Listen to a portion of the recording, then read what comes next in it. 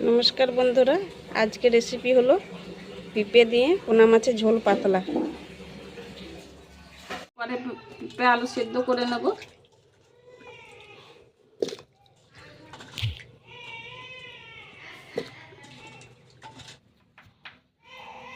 দিয়ে দেবো হলুদ গুঁড়ো,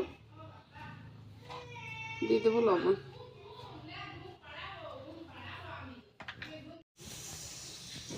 এই যে পিঁপে পোনা মাছের ঝোলের জন্য দিয়ে দেবো রসুন, আদা আর ধনে জিরে আর শুকনো কাঁচা লঙ্কা দিয়ে দেবো।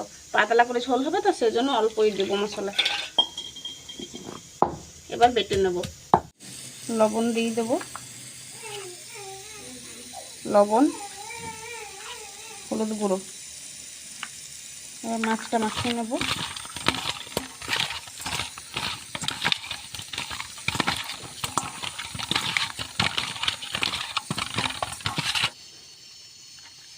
কড়াইয়ে তেল গরম হয়ে গেছে, এবার মাছ ছেড়ে দেবো।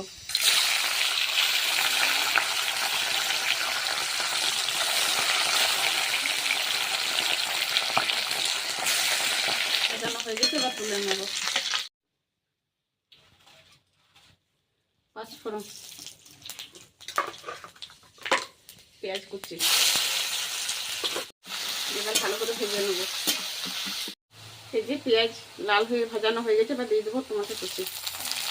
এবার টমেটোটা ভেজে নেব। এই যে পেঁয়াজ আর টমেটো ভাজা হয়ে গেছে, এবার দিয়ে দেবো মশলা।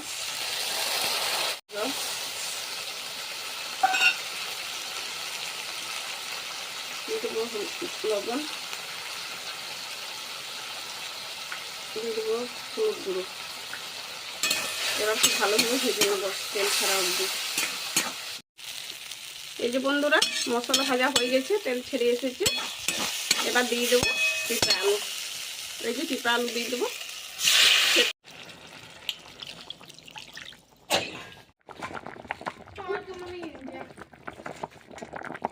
এই যে ঝোল ফুটে এসেছে, এবার মাছ ছেড়ে দেবো। কত শাক ডাল বন্ধুরা মাছটা হয়ে গেছে, এবার নামিয়ে নেবো। কুচি,